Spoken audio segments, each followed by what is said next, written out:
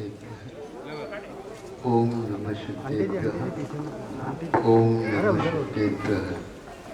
अहिंसा परमो धर्म की, आचार्य गुरुवर श्री कुंद भगवान की, आचार्य गुरुवर श्री ज्ञान सागर मुनि महाराज की, आचार्य भगवान श्री विद्यासागर जी महाराज की।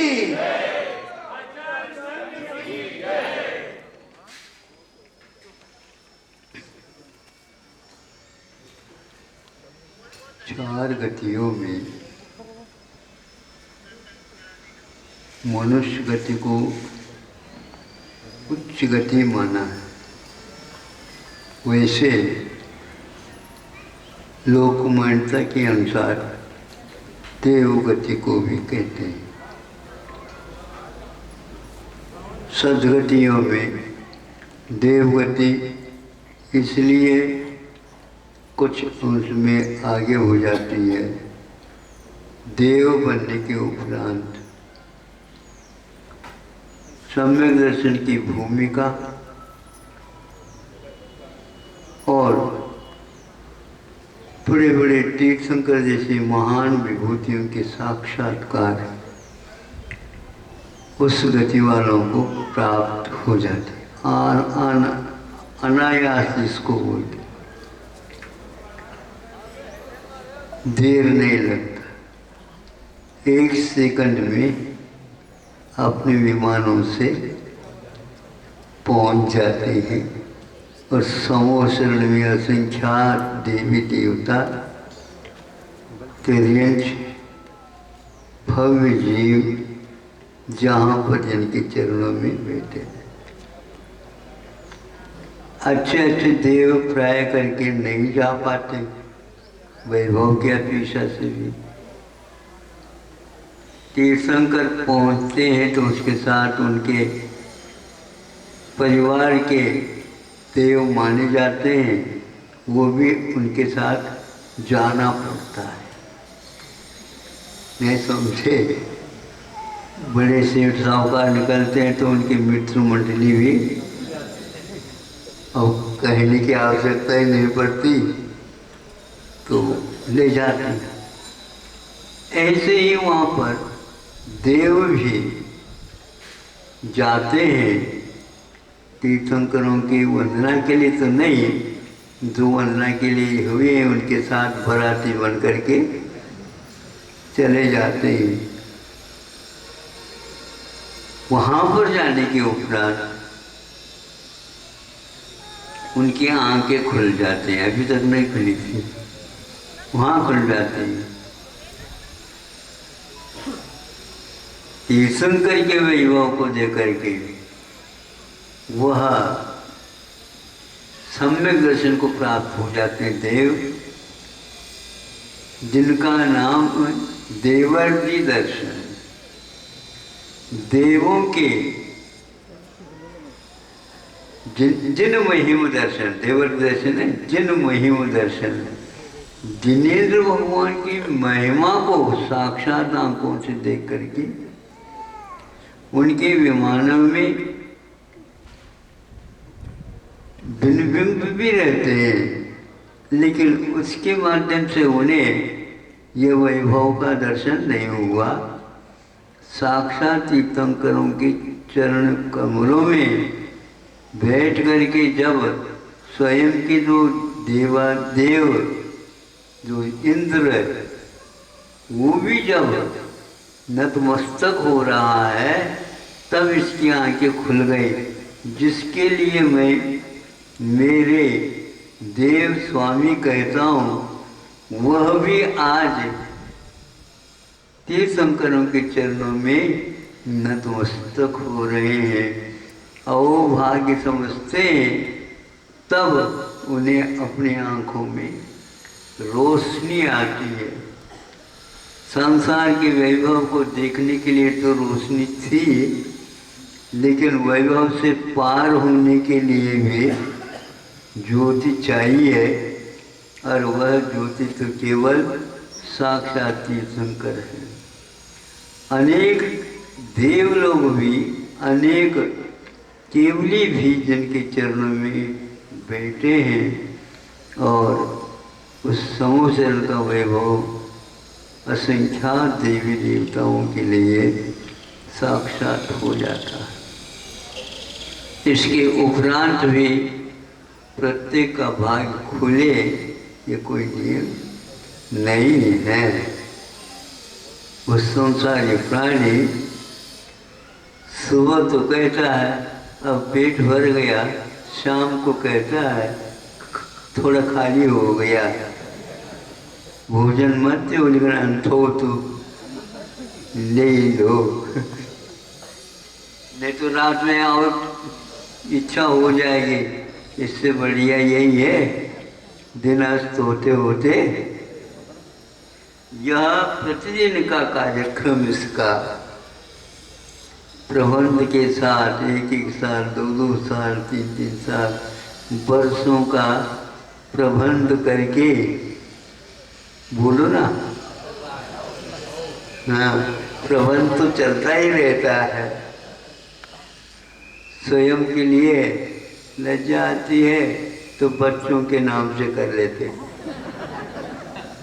और बच्चों की ओर भी निगाह रखते, कहीं ऐसा नहीं कि चट कर रही है। हाँ, तो यह मोह का राज्य कहलाता है। वह मोह के विजय का राज्य है। तो यहाँ पर मोह के राज्य है। तो उस जिन्हें महिम दर्शन देखने से देवों के भी देव भी होते हैं, वे भी वहाँ पर जाकर के फिर भी सभी देवों को सम्यक दर्शन प्राप्त हो, यह नियम नहीं होता। सभी लोगों के लिए सम्यक दर्शन प्राप्त होने के उपरांत भी चक्रवर्ती वगैरह पुनः दर्शन कर लिया, वंदना कर ली, मेला खेला जैसा हो गया, पुनः चलो, कहाँ चलो, घर है जो नहीं होते, चलो भाई, बच्चे ले जा रहे हैं इसलिए दादाजी जा रहे हैं, तो ले जाने की कोई आवश्यकता नहीं, वो अपने आप चले जाएंगे। आप समूचरण में बैठ जाओ। नहीं, वहाँ पर तो घर में मन जैसा लगता वैसा नहीं लगता। यहाँ प्रतिदिन का वहाँ पर दृश्य देखने को उपलब्ध होता है। चक्रवर्ती, अर्धचक्री आदि आदि सब लोग जाते हैं, किंतु सब लोगों का वह भाव एक सा नहीं रहता है। इसलिए जो भाव होता है उसको सुरक्षित रखने के लिए पंच परमेश्वर की आराधना आप लोग करते रहो, करते रहो। हाँ, जितने क्षण पंच परमेश्वर की आराधना में गुजरेंगे और हमें प्राप्त होगा, उस संस्कार प्राप्त होंगे, अगले जीवन में भी हमें बहुत अल्प काल में वह सब प्राप्त होने का अवसर प्राप्त हो सकता है। हो नियम नहीं, जो विशेष भावना करता है उसके संस्कार स्थिर यदि रहते हैं, फिर भी सम्यक दर्शन बिजली की भांति उत्पन्न होकर के समाप्त होता रहता है, पता नहीं। बिजली चमक गई, कहाँ गई? अरे चमक गई, पता ही नहीं लगता। ऐसे ही यह संसार की लीला है।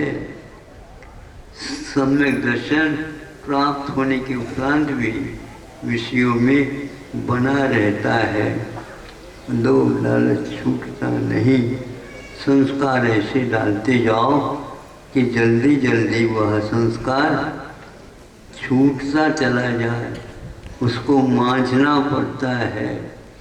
यदि मांझते नहीं है तो बर्तन में से भी दुर्गंधी आने लग जाती है, बदबू आने लग जाती है। उसको मांज करके और जल को भी सुखा करके, नहीं सूखता है तो सूर्य की ओर उसको हाँ सुखाया जाता है।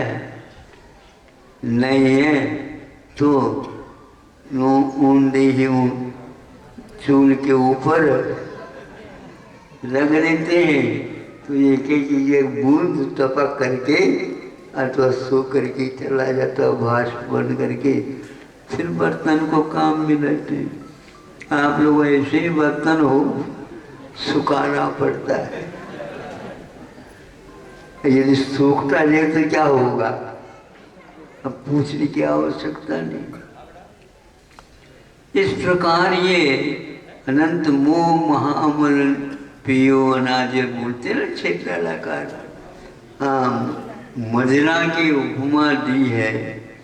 अच्छे अच्छे मस्तिष्क वाले भी मदिरा सेवन करते हैं तो चला जाता है, कहाँ क्या हो रहा पता नहीं लगता। समझाने के उपरांत भी समझ में नहीं आता है। इसलिए जब तक समझदारी है तब तक कुछ करना हो तो कर लो, नहीं तो दादा को बार बार कह दो भैया भगवान बोलो। अरे भैया बोलता, वो भैया तो बोलता है लेकिन भगवान का नाम उसमें भी भ है ना, वो नहीं लेता। अरे तुम कौन समझते नहीं हो, ऐसे कह करके दादा बोलने लग जाते। आप लोगों की भी सही पूछा जाए दशा वही है, थोड़े से अंधों में काना मामा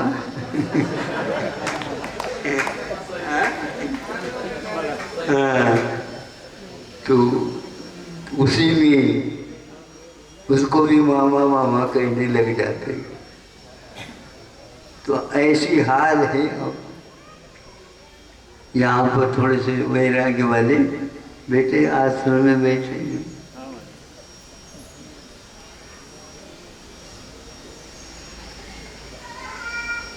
उसमें उदास हो जाते हैं।